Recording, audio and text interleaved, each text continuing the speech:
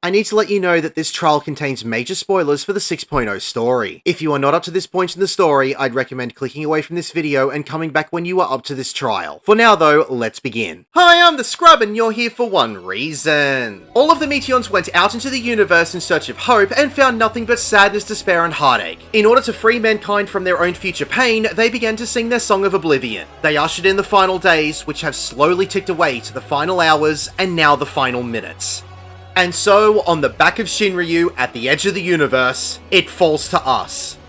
One round, one fight, one extra step to save the universe. We will not be afraid, for we are not alone. And as long as we continue to forge ahead, we never will be. Time to learn about the final day. Simplified.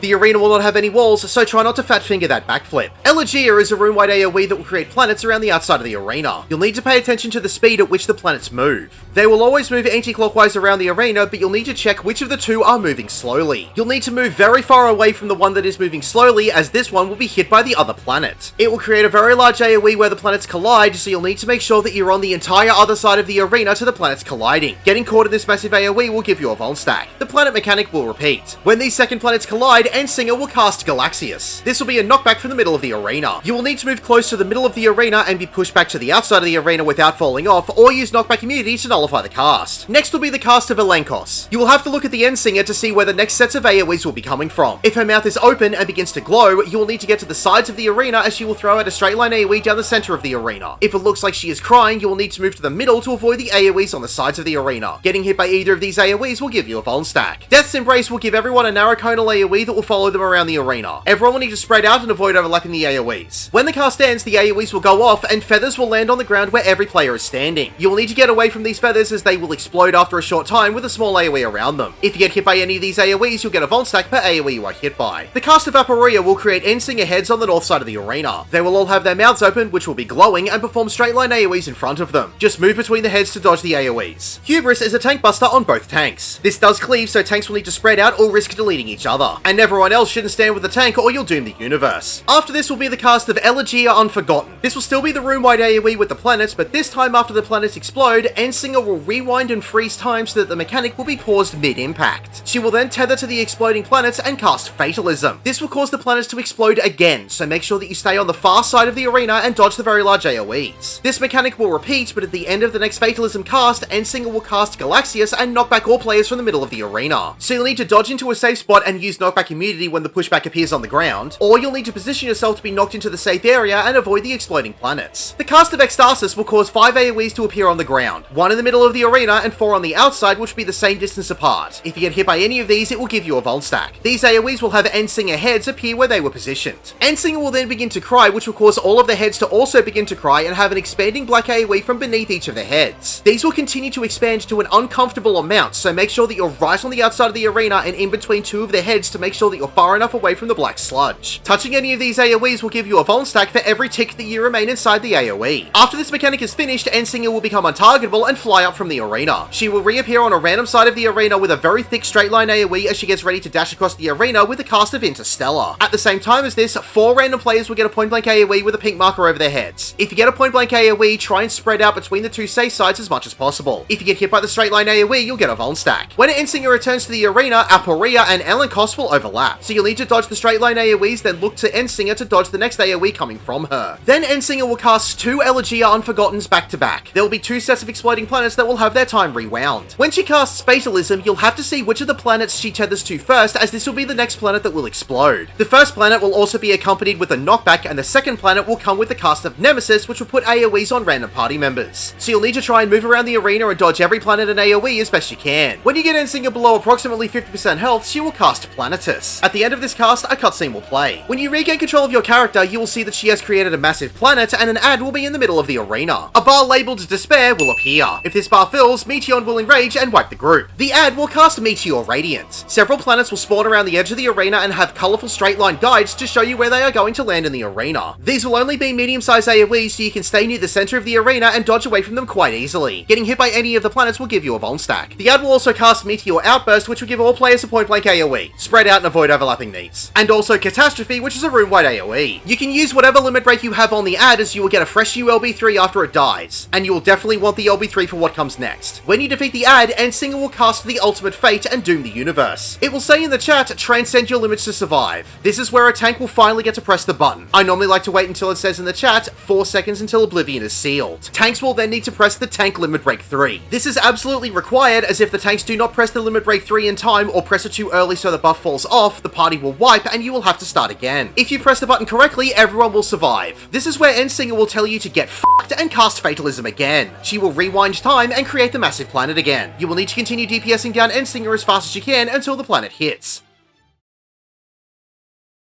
Through the power of friendship! When you regain control of your character, you will hear your fellow Scions call out encouragement, which will give you stacks of a buff called Prayers of Hope. Every stack that you get will greatly increase your damage dealt. From here, Endsinger will only perform 2 mechanics: Telos, which is a room-wide AoE, and Telomania, which will be the following mechanics in order. She will give herself a stack of damage up when each cast of Telomania finishes, then she will swipe the arena 4 times with her wings, which are room-wide AoEs, then perform another room-wide AoE, then target 4 random players to have an AoE at their feet. There will be 3 sets of these AoEs, so dodge away from them as best you can. Getting hit by any of the AoEs will give you a vol stack per AoE you are hit by. The Endsinger will repeat her final phase until she is defeated. Congratulations, you have defeated the Endsinger. My name is The Scrub. Thank you for watching.